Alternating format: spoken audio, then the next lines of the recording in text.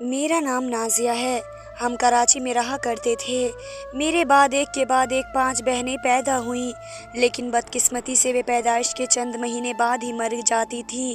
کوئی کہتا ہے کہ 18 ہے، کوئی کہتا ہے کہ میری ماں ہی منحوس ہے، جو لڑکی پیدا کرنے کے لیے ہی ہوئی ہے، لڑکا پیدا کرنے کی تو اس کی اوقات ہی نہیں ہے۔ بانجھ عورت کی، شاید وہ اس دنیا کی پہلی عورت ہوں گی جسے لڑکیاں پیدا کرنے کے باوجود بھی بانجھ کہا گیا ہوگا۔ میں بچپن سے ہی ایسے دودھکار والے ماحول میں رہی۔ جب بھی دادی کے پاس جاتی وہ دودھکار کر کمرے سے نکال دیتی تھی، اور ابا کو مجھ سے اتنی گھن آتی کہ وہ میری طرف دیکھنا بھی گوارا نہیں کرتے تھے۔ ان کے گھر آنے کے بعد تو میری آتی جاتی سانس بھی سوکھ جاتی تھی۔ ان کی آنکھیں بھی مجھے دودھکارتی رہتی تھی۔ گلی گلی میں کھیلتی میری سہیلیوں کو اپنے والد کے ساتھ کھیلنا، چیز کھانے کے لیے پیسے مانگنا، سب سے پہلے ان کے چہرے کی خوشی میری حسرتوں میں اضافہ کرتی رہتی تھی۔ میں اکثر سوچتی تھی کہ میں اپنے ابا کے ساتھ ہنسی مذاق دور سے آتا ہوا دیکھ کر ان کا ہاتھ ہلانا، خوشی سے کھلکھلانا کیوں نہیں کر سکتی۔ اس سوچ نے مجھے بے چین کر کے رکھ دیا۔ میں کروٹ بدل بدل کر اپنے دماغ میں ایک پلان بناتی تھی کہ میں بھی ابا کے سامنے آتے ہی میں بھی ایسی ہی ڈیمانڈ کروں گی جیسے میری سہیلیاں کرتی ہیں، ویسے ہی خوش ہوں گی جیسے وہ خوش ہوا کرتی ہیں۔ ایک دن میں نے ہی سوچتے سوچتے اپنی آنکھیں بند کر لی۔ اگلے دن کا مجھے شدت سے انتظار تھا۔ جیسے ہی ابا مجھے گلی میں آتے ہوئے دکھائی دیے، میں نے اچھل اچھل کر مسکرا کر اپنے ابا کو دیکھنا شروع کر دیا۔ جب وہ میرے پاس سے گزرنے لگے تو میں نے ان کا ہاتھ پکڑ لیا۔ ابا مجھے چیز کھانی ہے۔ وہ رکے اور مجھے گھور کر دیکھا۔ میں اپنی ایکسائٹمنٹ میں سمجھ نہ پائی اور ان کا ہاتھ میرے گالوں پر ایک نشان سا چھوڑ گیا۔ وہ تو چل پڑے تھے، لیکن میں اپنے گالوں پر ہاتھ رکھ کر اپنی سہیلیوں کا مذاق کا نشانہ بن گئی تھی۔ میں وہیں پر ان سے نظریں چراتی ہوئی کھڑی کی کھڑی رہ گئی۔ میری سہیلیوں نے میری چاروں طرف کھڑی ہو گئی اور پھر میرے پیر پر چلتی بھی مجھے چڑھانے لگی اور مجھے چڑھا کر کہنے لگی، ابا جی مجھے چیز کھانی ہے۔ ویسا کہہ کر میرا مذاق اڑانے لگی۔ میں ایسی ذلت بڑے مذاق کے لیے تیار نہیں تھی اور وہاں سے بھاگنے کا خیال میرے دماغ میں آ رہا تھا۔ میرے پیر زمین سے جکڑ دیے اور اپنے ارد گرد گھومتی ہوئی لڑکیوں کے بے بس پرندے کی طرح میری روح فڑفڑا رہی تھی۔ نہ جانے میں کیسے یہ دائرہ توڑ کر ان کے دائرے سے بھاگی تھی۔ گھر کا راستہ مجھے دھندلا سا لگ رہا تھا، تو میں بھاگتی ہوئی اپنے صحن میں آنسو آستین سے صاف کرتے روتی چلی جا رہی تھی، لیکن ان کے بے رحم چہرہ میرے سامنے آ رہے تھے۔ میں صحن میں بیٹھ کر اپنی خونی رشتوں سے اپنی زخمی دل کو چھپاتے ہوئے کمرے کی طرف دوڑی اور چارپائی پر گر کر ہچکیاں دبائے رونے لگی۔ میری سسکیوں پر حد سے زیادہ مہربان ماں بھی نہ اٹھی تو کسی سے کیا امید کر سکتی تھی۔ وہ دن اور آج کا دن، جب میں یہ کہانی لکھ رہی ہوں، میں نے اپنے باپ سے محبت کی امید کرنی ہی چھوڑ دی تھی، اور یہ میری زندگی کا سب سے بھاری موڑ ہوتا ہے جب آپ کسی سے اس طرح مایوس ہو جائیں کہ آپ کے بیچ درمیان تعلق بس نام کے لیے رہ جائیں۔ جب میں بس چوتھی کلاس میں تھی تب میں نے گھر سے نکلنا اور کھیلنا چھوڑ دیا۔ اس دن جب ابا کے سامنے بڑے مان کے ساتھ ہتھیلی پھیلائی تھی اور بدلے میں سرعام تھپڑ کھا لیا تھا اور اپنی ہم عمر لڑکیوں کے سامنے بے عزتی ہو گئی تھی، تو پھر میں ہنسنا، کھیلنا، ضد کرنا سب کچھ بھول گئی تھی۔ کھانا مل جاتا تو کھانا کھا لیتی، نہ ملتا تو امی سے بھی نہ کہتی۔ مجھے اس بات میں اتنی چوٹ لگا دی کہ مجھے اپنی زندگی کی امنگ یہ ختم ہو گئی تھی۔ اب مجھے فرق ہی نہیں پڑتا تھا کہ عید پر کپڑے سلے ہیں یا نہیں۔ اسکول کی یونیفارم سے لے کر جوتوں تک سب دوسروں کی اترن تھی، جس پر مجھے کبھی کوئی شکوہ ہی نہیں رہا۔ میں اوپر سے ٹھیک دکھائی دیتی، لیکن اندر ہی اندر طوفان بڑھتا رہتا۔ میں کسی کے سامنے روتی بھی نہیں تھی، بلکہ گہری راتوں میں چھپ چھپ کر آنسو بہاتی تھی۔ امی میری ساری حرکتوں کو دیکھا کرتی تھی، لیکن ٹھنڈی سانس بھر کر ہی رہ جاتی۔ بیٹا پیدا نہ کرنے کی برداشت اور مار پیٹ وہ شادی کے بعد سے اب تک بھگت رہی تھی۔ ان کے اندر انسانیت ختم کر ڈالی تھی۔ وہ مٹی کے پتلوں کی طرح پورے سارے کام کرتی رہتی تھی۔ مجھے اب کبھی کبھی اپنی امی پر ترس بھی آتا، اور پھر میں سوچتی کہ بھلا ایک قیدی دوسرے قیدی کے لیے کر بھی کیا سکتا ہے۔ میری زندگی کا فقط ایک ہی مقصد رہ گیا تھا کہ کسی طرح پڑھ لکھ کر اتنے پیسے کما سکوں کہ کبھی بھی ابا یا کسی کے پیسے لینے نہ پڑے۔ جب ابا اسکول کے فیس دیا کرتے تھے، جو اتنی زیادہ نہیں ہوا کرتی تھی، تو اس پر بھی مجھے باتیں سناتے چاہتے تھے، بلکہ ماں ہی کہتی تھی کہ اب وہ ہر بار ان کے لیے فیس بھرنا بھی امی کے لیے آزمائش بن گئی تھی۔ میں اس بات کو بہت اچھے سے سمجھ سکتی تھی کہ امی کے لیے آزمائش تو پہلے ہی کم نہ تھی اور میری وجہ سے ان کی آزمائشوں میں 2 گنا اضافہ ہو گیا۔ میں اور امی بالکل الگ ایک کمرے میں رہا کرتے تھے، بلکہ گھر کے لوگ سب ایک جگہ کھاتے تھے اور مزے کرتے تھے۔ ابا کی اجازت کے بغیر امی بھی اس کمرے میں قدم نہیں رکھ سکتی تھی جس کمرے میں ابا سویا کرتے تھے، لیکن جس وقت ابا چاہتے تو امی کو اس کمرے میں جانا پڑتا، چاہے امی کی کتنی بھی زیادہ طبیعت خراب کیوں نہ ہو۔ وہ ابا کا حکم بجاتی تھی، اس کے باوجود بھی ابا کا منہ بنا رہتا اور وہ اکثر اپنی ماں کو کہا کرتی تھی کہ کیا بیاہ کر لائی ہو، یہ تو مجھے خوش بھی نہیں رکھ سکتی، اسے خوش رکھنا نہیں آتا ہے۔ ابا کا تعلق باجارو عورتوں سے بھی تھا اور وہ ہر وقت اماں کو ویسے ہی سجے سورے روپ میں دیکھنا چاہتے تھے۔ اماں کوشش بھی کرتی تھی لیکن ان کے بجائے سانچوں کی خاطر ڈھل جائیں، لیکن وہ ابا کی خوشی کے لیے لپسٹک اور ہلکا پھلکا میک اپ کر لیتی تو دادی کے تن اور چین نہیں ملتا تھا۔ امی کی جان ویسے بھی نہ چھوڑتی، جب ویسے ہو کر ابا کے پاس جاتی تو اگر ابا کی فرمائش کو پورا نہ کر پاتی تو ابا ان سے لڑ پڑتے اور ان سے بے شرمی سے کہتے کہ تجھ سے اچھی تو بازارو عورتیں ہیں، پیسہ لیتی ہیں لیکن دل تو خوش کر دیتی ہیں۔ تو امی رونا شروع کر دیتی تھی اور کہتی تھی کہ مجھ سے یہ سب کچھ نہیں ہوتا ہے، کوئی پاک بیوی ایسا کرنے کا تصور بھی نہیں کر سکتی۔ ان کی آواز کمرے سے باہر بھی آتی، دادی اکثر کان لگا کر سنتی تھی اور میں بھی ایسے میں ان کے قریب ہوا کرتی تھی، لیکن کئی بار وہ مجھے ڈانٹ کر بھگا دیتی یا دور سے ہی جوتے میری طرف پھینک کے مارتی، پھر مجھے وہاں سے جانا پڑتا۔ لیکن چھوٹی سی عمر میں ہی مجھے ہلکا ہلکا اس بات کا احساس ہونے لگا تھا کہ امی کے ساتھ اس کمرے میں کچھ اچھا نہیں ہو رہا ہے، کچھ ایسا غلط ان کے ساتھ ہوتا ہے جو اس کمرے سے نکلتی ہیں تو اجڑی ہوئی بیوہ سے بھی بدتر ہو کر نکلتی تھی۔ رونے کے سوا اور کچھ نہیں ملتا تھا، عجیب سا گھٹن والا ماحول تھا، کبھی کبھی ایسا لگتا کہ سانس بھی اگر زور سے لی تو اس پر بھی کوئی فتویٰ لگ جائے گا۔ میں جب 6ٹھی جماعت میں آئی تھی تب امی کو دوبارہ سے امید لگی۔ امی کا خیال رکھنے کے بجائے دادی نے انہیں صاف صاف الفاظوں میں کہہ دیا، اگر اس کو لڑکا نہ ہوا تو طلاق پکی ہے۔ دادی کی ایسی باتیں میرا دل چیل گیا اور میں سوچتی تھی کہ امی پر جانے کیا بیتی ہوگی، نہ جانے کتنے خوف ان کے دماغ پر چھائے ہوں گے۔ امی ہر وقت کچھ نہ کچھ پڑھ کے اپنے اوپر پھونکتی رہتی تھی کہ شاید اس پھونکوں سے میرا مقدر بھی بدل جائے اور میری ماں بیٹے کی ماں بن جائے۔ وہ ہر روز اپنی جنگ لڑ رہی تھی، کبھی تعویذ کبھی دم درود، سب کچھ اپنے اوپر کر رہی تھی۔ ابھی دوسرا ہی مہینہ تھا، وہ اس قدر کمزور دکھائی دیتی تھی، ایسا لگتا تھا کہ ہوا کے جھونکے سے زمین پر گر جائیں گی۔ ان کی خوراک اور کھانے پینے کا کوئی خیال نہیں رکھ رہا تھا اور نہ ہی اس قدر کمزوری کے باوجود انہیں ڈاکٹر کے پاس لے جایا گیا۔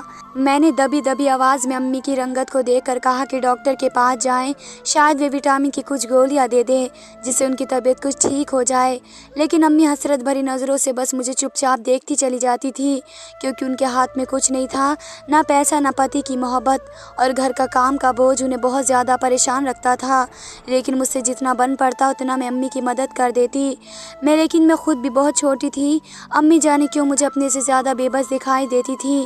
آج بھی کسی امی مزار کی طرف سے لوٹی تھی، کیونکہ محلے کی ایک عورت نے کہا تھا کہ ہر جمعرات میں اس مزار پر اپنی حاضری دیں گے تو لڑکا ضرور پیدا ہوگا، اور انہیں یہ بات بتانے والی ایسی عورت تھی جس کے پاس اولاد نہیں تھی۔ امی بھی ان عورتوں کی باتوں میں آ کر یہ بھول چکی تھی کہ اولاد دینا نہ دینا تو سب اللہ کے ہاتھ میں ہے، وہ جسے چاہتا اسے اولاد دیتا، جسے نہیں چاہتا ہے اسے اولاد نہیں دیتا۔ لیکن ہم لوگوں کی باتوں میں آ کر اللہ سے مانگنے کی بجائے ہم جگہ جگہ پر مانگنا شروع کر دیتے ہیں اور اپنی آخرت بھی خراب کرتے ہیں۔ امی کا 8واں مہینہ لگا تھا کہ دادی نے بولنا شروع کر دیا کہ امی کا الٹرا ساؤنڈ کرایا جائے کہ پتہ چل جائے گا کہ لڑکی ہے یا لڑکا۔ دادی نے 5ویں مہینے بھی کہا تھا، لیکن اس وقت امی نے ان کی ایک بات کان سے سن کر دوسرے کان سے نکال دی تھی اور خاص توجہ نہیں دی تھی۔ لیکن جب دادی نے بھی اٹھتے بیٹھتے کہنا شروع کر دیا تو اب ابا بھی اس بات کے لیے راضی ہو گئے اور کہنے لگے کہ بچہ پیدا ہونے سے پہلے ہی پتہ ہونا چاہیے کہ لڑکا ہے یا لڑکی۔ امی بہت زیادہ ڈر گئی تھی، کیونکہ وہ جانتی تھی اگر جینس کا پتہ وقت سے پہلے چل گیا، اگر بیٹھی ہوئی تو وہ تو اس بچے کو مار دیں گے یا پھر پیدا ہوتے ہی انہیں طلاق دے کر گھر سے نکال دیا جائے گا۔ ایسے میں وہ کہاں جائیں گی، انہیں کچھ سمجھ میں نہیں آ رہا تھا۔ ان کے مائکے میں صرف ایک ان کا بھائی تھا جو ان کے حالات اور رشتوں سے بالکل لاپرواہ تھا، اس کے اندر بے رحمی اتنی زیادہ थी कि वो अपनी बीमार माँ बाप को छोड़कर अपनी बीवी के साथ अलग घर में रहने लगा। अम्मी के लिए अपनी बीमारी, माँ बाप के लिए सब कुछ करना बहुत ज़्यादा मुश्किल था। उनका मायका उनके ससुराल से काफ़ी दूर था, आने जाने का किराया भी नहीं मिलता, तो पैदल ही अपनी कमज़ोर जान के साथ निकल जाती। लेकिन फिर भी 3-4 दिन चारपाई पर ही पड़ी रहती थी और कई कई दिन तक बुखार रहता, और हर दूसरे दिन मायका जाना उनकी सांस को खटकने लगा कि घर के काम से बचने का कोई अच्छा बहाना ढूंढ लिया है। अम्मी बहुत ज़्यादा तंग आ जाया करती थी, उन्हें जवाब भी दे दिया करती थी। फिर दादी एक की चार लगा कर अब्बा को बताया करती थी। फिर अम्मी की शामत आ जाया करती थी और वे फिर अब्बा की मार भी खाती और फिर बग़ैर किराए के मायके जाकर बीमार हो जाती। उसके बाद घर का सारा काम भी करती, लेकिन उसके बावजूद भी उनकी कुर्बानी का कोई सिला नहीं था। दवाई लेने के बावजूद कोई दुआ उनके हक़ में कबूल ना हुई। बस उनकी मुश्किल इतनी आसान हुई कि उनके वालिदैन ने अपनी बीमारी की हालत में उन पर ज़्यादा बोझ न बने और जल्दी अल्लाह के प्यारे हो गए। उनके दिल पर इस बात का बोझ नहीं था कि वे अपने माँ बाप के लिए अपने भाई की तरह कुछ न कर सकी। दरअसल मायका लड़की का एक साहिबान होता है, जहाँ पर वे कुछ पल के लिए अपने सारे गम भुलाकर 2 घड़ी सुख का सांस ले सकती हैं, और मायका सिर्फ माँ बाप के सामने ही सही होता है। बाकी बहन भाई तो रिश्ते और वक्त और हालात अपने अपने मतलब की वजह से बदलते और तब्दील हो जाते हैं या ख़त्म हो जाते हैं, और यही सच्चाई है। इसी तरह अम्मी का रिश्ता भी अपने भाई के साथ बस नाम का रह गया, लेकिन अब बदकिस्मती से अम्मी का मायका भी ख़त्म हो गया था। अब उठते बैठते अम्मी बस एक बात की परेशानी थी, अब क्या होगा? अगर बेटी पैदा हो गई तो उनकी तो इस घर में कोई जगह नहीं रहेगी, वे कहाँ जाएंगी? ना तो वो कोई ठिकाना जानती थी जहाँ कुछ पल इज़्ज़त के साथ गुजार सके, ना ही इतनी पढ़ी लिखी थी कि जॉब करके अपने पैरों पर खड़ी हो सके। वह इस मुश्किल घड़ी से निकलना चाहती थी, लेकिन कोई रास्ता नहीं दिख रहा था। ऐसा लगता था कि जैसे कि वे बंद गली में आकर खड़ी हो। सारी रात सिसकियाँ ले लेकर गुजारती, और ऊपर से दादी की बातें जो बार बार अल्ट्रासाउंड कराने के लिए कह रही थी, लेकिन अम्मी भी हर बार दादी की बातों को टाल देती। इसी वजह से अम्मी और दादी में खूब ज़्यादा लड़ाई हो गई, और दादी ने अब्बा को सब कुछ बता दिया, और अब अब्बा भी इस अल्ट्रासाउंड को टालने के मूड में नहीं थे। कल 4 बजे तैयार रहना, मैं तुम्हें खुद लेकर जाऊंगा। अम्मी बोल रही थी कि अब्बा ने अपना हाथ उठाकर उन्हें रोक दिया था। वे चादर झाड़ कर सो गए थे। दादी के चेहरे पर एक मक्कारी सी मुस्कुराहट थी। अम्मी के चेहरे का रंग उड़ चुका था। सफ़ेद रंगत लिए वे कमरे में आई और सर पकड़ कर बैठ गए। मैं चुपचाप अम्मी के पास आकर खड़ी हो गई। वे मुझे खाली खाली नज़रों से देखने लगी। अब क्या होगा, अब क्या होगा, ये सवाल करते हुए उनकी नज़र मुझे देखने लगी। तो वे फ़ौरन बोली, बेटियां तो बहुत प्यारी चीज़ होती हैं, उन्हें जन्म देने वाली माँ कभी नहीं घबराती है, लेकिन ये समाज हमें जीने नहीं देता। शायद वह मेरे खौफ को भांप चुकी थी, इसलिए वे पहली बार उन्होंने मेरे सर पर हाथ फेर कर मेरा माथा चूमा और फिर मुझे अपने सीने से लगाकर आंखें बंद कर ली, जैसे कि एक ठंडक दिल में उतर गई हो। तुम नहीं जानती कि तुम मुझे कितनी प्यारी हो नाजिया, लेकिन मेरे हालात ने मुझे तुमसे ना प्यार करने दिया और ना ही मौका दिया। वे सिसकते हुए लहजे में बोली तो मैं भी रोने लगी थी। फिर उन्होंने मुझे अपने सीने से अलग किया और तसल्ली देते हुए बोली, नाजिया तुम बहुत सारा पढ़ना, अपने पैरों पर खड़े होना, ताकि कल को कोई तुमसे तुम्हारा आसमान न छीन सके, और ना ही इस डर से ज़िंदगी गुजारना कि अगर कोई तुम्हें घर से निकाल दे तो तुम कहाँ जाओगी। वे सिसकते हुए लहजे में बोली थी, हालात जैसे भी हों तुम्हें पढ़ना नहीं छोड़ना है, तुम ये बात याद रखोगी ना। वे मेरी आंखों में आंखें डाल कर बोली तो मैंने सर हिला दिया। शाबाश। वे मुस्कुरा रही थी और मैंने पहली बार ये महसूस किया था अम्मी मुझसे प्यार करती हैं। शाम 4 बजे अम्मी अब्बू को लेकर अस्पताल चले गए तो मैं एक नामालूम खौफ के तले जानमाज बिछाए हुए अम्मा के लिए दुआ करने लगी। जाने की अम्मी जब अस्पताल के लिए निकल रही थी तो मुझे ऐसा लगा जैसे वे सजाए मौत के कैदी की तरह चल रही हों। अम्मी की आंखों के नीचे काले काले हल्के हल्के धब्बे और कमज़ोरी तो चीख चीख कर बता रही थी कि उनका इस मौके पर ख्याल रखा जाए, लेकिन दादी और अब्बा तो बेरहम थे और बेटे की ख्वाहिश में एक जिंदा जीती जागती औरत को ख़त्म कर दिया था। रात को 8 बजे दरवाज़ा ज़ोर से खुला।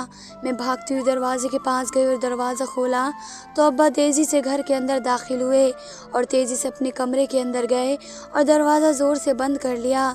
दादी भी पैर पटक के घर के अंदर दाखिल हुई और अपना टोपी वाला बुरखा उतार कर चारपाई पर फेंक दिया और फिर हाथ मलते हुए बोलना शुरू कर दिया। फिर मैंने अम्मी को अंदर आते हुए देखा जो किसी मुजरिम की तरह सर झुकाए हुए अंदर आई और खामोशी से अपने اپنے کمرے کی طرف چلی گئیں۔ گھر میں ایک عجیب سا سناٹا پھیلا ہوا تھا جس میں دادی کی ہائے ہائے کی آوازیں دل کو چیرنے لگی تھی۔ اماں کی حالت بہت بری تھی اور انہوں نے نہ صبح سے ناشتہ کیا تھا اور نہ ہی دن کو کچھ کھایا تھا۔ تو کچن میں جانے سے پہلے میں نے دادی سے کھانے کا پوچھنے کے لیے ان کے پاس گئی تو وہ نان کے ساتھ کباب چپکے چپکے سے کھا رہی تھی۔ مجھے دیکھ کر ہی فوراً کھانے کو چھپا کر رکھ دیا اور مجھے دور پھٹکارتے ہوئے کہا وہاں سے جانے کو کہا۔ تو میں کچن میں آئی اور امی کے لیے دن کی بچی کچی روٹی کو گرم کیا اور 3 دن کا سالن جو ذرا سا دیگچی پر لگا ہوا تھا اس میں تھوڑا سا پانی ڈال کر شوروا سا بنایا اور 2-3 بار ابال دینے کے بعد پلیٹ پر نکالا۔ پھر پودینے کی چٹنی بنائی اور ٹماٹر اور کھیرا کاٹ کر اور پھر یوں ہی اٹھا کر کچن سے باہر آنے لگی تو سامنے دادی راستہ روکے کھڑی تھی۔ او ہو، اتنی مہمان نوازی کس کی ہو رہی ہے؟ دادی ہاتھ ہلاتے ہوئے بول رہی تھی۔ میں نے کہا امی کے لیے کھانا لے کر جا رہی ہوں۔ دادی وہ صبح سے بھوکی ہیں۔ ہاں وہ تو کھانا کھانے کی حقدار ہے، اس گھر میں وارث تو پیدا نہ کر سکی، اب ہماری بیٹیاں بھی نوچ کر کھا لے۔ انہوں نے ٹماٹر اور کھیرے کی سلاد والی پلیٹ اٹھا لی تو میں ان کا منہ دیکھتی رہ گئی۔ اب جا، دیکھ کیا رہی ہے؟ وہ غصے سے بولی تو میں تیزی سے ان کے پاس سے گزر کر امی کے کمرے میں گئی جو لیٹی ہوئی چھت کو گھور رہی تھی۔ امی کھانا کھا لو، میری آواز پر امی اٹھ کر بیٹھی کہ مجھے بہت زیادہ بے انتہا حیرت ہوئی۔ انہوں نے کھانا اتنی تیزی سے ختم کیا جیسے کوئی ان سے کھانا چھین لے گا۔ یہ منظر اس قدر تکلیف دیتا میرے لیے کہ میں کمر موڑ کر کھڑی ہو گئی اور دروازے کی طرف دیکھنے لگی۔ امی نے جب کھانا ختم کیا تو میں نے برتن اٹھائے، برتن کچن میں رکھ کر کمرے میں آئی تو امی ابھی بھی ویسی ہی حالت میں لیٹی ہوئی تھی جیسے کہ میں نے انہیں پہلے دیکھا تھا، لیکن اب ان کی آنکھیں بند تھیں، ان کی پیٹ کی بھوک ختم تھی تو ان کو نیند آ گئی تھی۔ میں بغیر شور کیے ہوئے اپنی چارپائی پر بیٹھ گئی اور پھر انہیں دیکھتی رہ گئی۔ نیند تو مجھے بھی آ رہی تھی۔ میں نے سرہانے پر اپنا سر رکھا اور اماں کی چہرے کی طرف دیکھتے دیکھتے میں بھی آخر سو ہی گئی۔ رات کو نہ جانے کون سا پہر تھا، میری شور سے آنکھ کھلی۔ اماں درد سے نڈھال تھی۔ ان کی تکلیف دیکھ کر میں دادی کے کمرے میں گئی اور ان کو امی کے بارے میں بتایا تو بجائے عورت ہونے کے خاطر امی کی تکلیف کو سمجھتی، الٹا وہ مجھ پر ہی ان کی نیند برباد کرنے کے لیے چیخ پڑی۔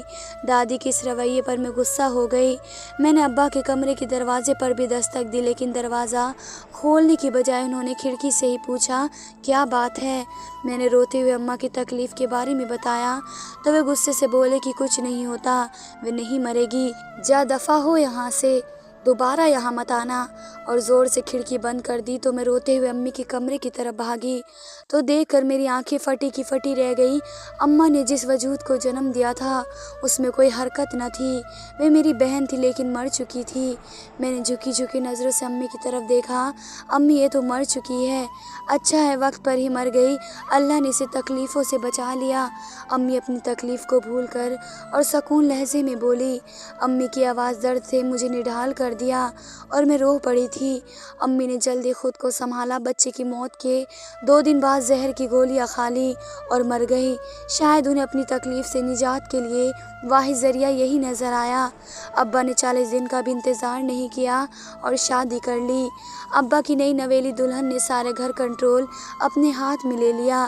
وہ اتنی جلدی پورے گھر پر چھا گئی، ان کا تصور تو دادی نے بھی نہیں سوچا تھا۔ ابا دھن کا بھی سارے پیسے اپنی نئی نویلی بیوی کے ہاتھ میں ہلا کر رکھتے۔ دادی کے ہاتھ میں کچھ بھی نہیں رہا تھا اور دادی کے سارے سپنے ٹوٹتے ہوئے نظر آنے لگے اور وہ تل ملاتی ہوئی لڑنے لگتی تھی اور ان کی آپس کی لڑائیاں روز روز بڑھنے لگی۔ اور یہ بات میرے حق میں اس طرح بہتر تھی کہ جب ان دونوں کی توجہ مجھ سے ہٹ کر دونوں پر تھی، اب یہ دونوں ایک دوسرے کے ساتھ ہی لڑتے جھگڑتے بھی رہتے تھے، لہٰذا میں نے اپنی ساری توجہ اپنی تعلیم پر لگا دی۔ گھر میں کیا ہو رہا تھا کیا نہیں، میں نے اس معاملے میں نہیں پڑھنا چاہتی تھی۔ 8ویں کے بعد میں نے گھر میں ہی بچوں کو ٹیوشن پڑھانا شروع کر دیا اور میٹرک کا داخلہ میں نے پرائیویٹ بھیج دیا تھا کیونکہ ابا نے فیس دینے سے انکار کر دیا تھا۔ میٹرک کا رزلٹ آنے کے بعد ہی میں نے پرائیویٹ کرنے کا سوچا اور ساتھ ہی ساتھ PTC میں بھی داخلہ لے لیا۔ مجھے امی کے الفاظ ہر وقت دھوما کرتے تھے کہ مجھے بہت زیادہ پڑھنا ہے اور اپنے پاؤں پر کھڑا ہونا ہے، لہٰذا حالات جیسے بھی رہے میں نے کبھی بھی تعلیم کے معاملے میں ہمت نہ ہاری۔ اس دوران میرے رشتے بھی آنے لگے۔ میں نے دیکھا کہ میرے معاملے میں نئی امی جو ہمیشہ ताल्लुक़ सी रहती थी, वे मेरे रिश्तों के मामले में इंतहाई दिलचस्पी देने लगी। मेरी एक रिश्ते पर अब्बा ने मुझसे पूछे बिना ही हाँ कर दी तो नई अम्मी उनसे झगड़ पड़ती थी। मुझे उनकी इस बात पर बहुत ज़्यादा ताज्जुब हुआ जब उन्होंने अब्बा से कहा कि नाज़िया से पूछो, अगर उसकी रज़ामंदी है तो तब हाँ करिएगा। नई अम्मी की इस बात पर मैं बहुत ज़्यादा चौंक गई। ये मेरी वफ़ादार कब से हो गई हैं। दादी ने जब मेरी अम्मी की ये बात सुनी तो अब्बा को खूब बातें सुनाई कि ये कौन होती है हमारे घर के फ़ैसले करने वाली। क्या हम इतने बेगैरत हैं कि लड़कियों से पूछ कर उनके रिश्ते करेंगे। लेकिन अब्बा दादी के आगे कुछ न बोले, जिस पर दादी को और ज़्यादा भी गुस्सा आ गया। नई अम्मी राशिदा एक रात मेरे कमरे में आई। शादी के बाद से अब तक उन्होंने मुझे इस कमरे में कदम नहीं रखा था। अपने कमरे में देख मुझे बहुत ज़्यादा हैरत हुई। वे मेरी चारपाई के पास रुकी, कमरे पर एक निगाह डाली और फिर अपने गिरबान में हाथ डालकर तस्वीर निकाली और मेरे सामने रख दी। ये देख, इसका रिश्ता आया है तेरे लिए, अगर तुझे अच्छा लगे तो बता देना। मैंने हैरत और शर्म से उनकी तरफ देखा। वे मेरी आंखों में आंखें डालकर बातें करने लगी। ये तेरी पूरी ज़िंदगी का मामला है, सोच समझ कर फैसला करना। और फिर अपनी लंबी चोटी को कंधे से घुमाकर पीछे की तरफ फेंका और बाहर जाने के लिए आगे बढ़ी। लड़का शक्ल का तो अच्छा था, बैंक में काम करता था, सो मुझे क्या एतराज़ होगा। मैंने हाँ कर दी। मेरी शादी की तारीख तय हो गई। शादी से कुछ दिन पहले सास घर पर आई और कहने लगी कि मेरा पति अस्पताल में एडमिट थे, इसलिए लड़की की सादगी से शादी कराना चाहती हूँ। नई अम्मी, जिनके तवज्जो पर मैं उन्हें अम्मा कहने लगी थी, और अब्बा मान गए थे। निकाह पढ़ा कर रुखसती कर दी गई। होश था बूढ़े जब वे घर की बजाय मुझे अस्पताल ले गईं और दुल्हन की तरह सजा कर मरीज़ के बिस्तर पर लेटा दिया। और फिर सास बोली कि बहू, हमारे ख़ानदान का रिवाज है कि कुर्बानी बहू देती है। अभी मैं कुछ समझती कि मेरी जान निकल गई, क्योंकि कमरे में एक अजीब और गरीब हुलिया वाला आदमी अंदर आया। सास बोली कि हमारे घर के पीर हैं, हमारे खानदान की हर बहू शादी की पहली रात इनके साथ गुजारती है। ये ऐसा अमल करते हैं कि मियाँ बीवी के दरमियान एक बरकत बनी रहती है। और सास ये बातें कर कमरे से बाहर जा चुकी थी, और जैसे ही मैं होश में आई वैसे ही फ़ौरन बिस्तर से उठी कि पीर ने मुझे तेज़ी से दरवाज़ा बंद किया और अपनी शैतानी नज़रों से मुझे घूर घूर कर देखने लगा। उसने कमरे में 4 या 5 अगरबत्ती जला कर रख दी, जिससे मेरा दिमाग भारी होने लगा। फिर न जाने मेरा सर चूमने लगा और मुझ पर पड़ पड़ कर फूंकने लगा। वह मेरे चारों तरफ चक्कर लगा रहा था। वह मुझ पर क्या करना चाहता था। अचानक वह मेरे सामने रुका और मेरे नज़दीक आने लगा और मेरा भारी भरकम दुपट्टा उतारा और ज़मीन पर फेंक दिया, और फिर मुझे ज़ोर से गले लगाकर बाहों का घेरा तंग कर दिया। मैं किसी चिड़िया की तरह उसकी बाहों में फड़फड़ाने लगी और उसके हाथ से रहते हुए मेरे बदन पर फेरने लगे। ने फिर मुझे समझ में आया कि ये मेरी इज्जत लूट रहा है। जिससे मेरा निकाह हुआ था वे बगैर अब पता नहीं कहाँ पर था, और ये तो मुझे पीर के नाम पर मेरे साथ सुहागरात मना रहा था। मैं चीखने लगी तो उसने ज़ोर से मेरे मुंह नोच लिया। इससे पहले कि मेरा गिरबान पर हाथ डालता, मैं लात उसके नाजुक जगह पर मारा तो वह अधमरा होकर गिर पड़ा। मैं तेज़ी से एक दरवाजे की कुंडी खोल कर बाहर निकल आई तो सामने मेरा पति पर नज़र पड़ी। इससे पहले कि मेरी तरफ आता, वह मुझे अपनी अम्मी राशिदा दिखाई दी और मैं उनकी तरफ भागी और मैं उनकी तरफ जाकर बेहोश हो गई। और जब मैं होश में आई तो एकदम से मुझे सब कुछ याद आने लगा और मैं डर गई। तभी अम्मा राशिदा ने मेरा हाथ पकड़ा और कहा, मुझे तसल्ली दी कि अब तुम महफूज हाथों में हो। मैं अपने ही घर पे थी। ये देखकर मैंने गहरी सांस ली और फिर बोली कि तुम्हारी इस तरह की रुखसती ने मुझे शक के घेरे में खड़ा कर दिया था, इसलिए तुम्हारे जाने के बाद मैं रिक्शा लेकर निकली, लेकिन वे तुम्हें लेकर जा चुके थे। हॉस्पिटल का नाम मेरे जहन में आ गया तो मैं यहाँ पर पहुँच गई, और ये हॉस्पिटल इन लोगों का ही है, इसलिए डर के मारे कोई मुंह नहीं खोलता है। मैं जब यहाँ पर पहुँची तो तुम्हारी सांस मुझे रोकना चाहती थी, लेकिन मेरा भाई वहाँ पर पहुँच गया, लिहाजा ये लोग हमारा कुछ नहीं बिगाड़ सके। वे रुकी और मेरे आंसू साफ करते हुए बोली, नाजिया बच्ची, तुम क्या अपने पति के साथ जाना चाहती हो? वे पति तो नहीं है मेरा, वे तो दलाल से भी बदतर है। मुझे नहीं रहना उसके साथ, मुझे नहीं रहना उसके साथ। अम्मी ने मुझे अपने सीने से लगा लिया। दादी ने मेरे फैसले पर बहुत ज़्यादा हल्ला किया, लेकिन अब्बा ने उन्हें चुप करा दिया। अम्मा के भाई असद की वजह से मेरा तलाक का मामला बहुत आसानी के साथ हो गया। अम्मा ने मेरा बहुत ज़्यादा साथ दिया, बिल्कुल एक सच्ची माँ की खातिर।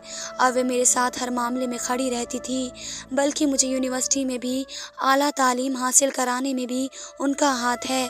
मेरी तालीम مکمل ہوتے ہی مجھے کالج میں لیکچرارشپ مل گئی، سرکاری طور پر گھر بھی مل گیا۔ امی نے ایک اچھی جگہ پر رشتہ دیکھ کر میری شادی کرا دی۔ آج میں نہ جانے اپنے پیروں پر کھڑی ہوں، بلکہ مشکل وقت میں اپنا بوجھ اٹھانے کے بھی قابل ہوں۔ اس کہانی سے صرف یہی شکشا ملتی ہے کہ اپنی بیٹیوں کو اعلیٰ تعلیم دیں، جس سے کہ وہ اپنے پیروں پر کھڑی ہو جائیں۔ دھنیہ واد دوستو۔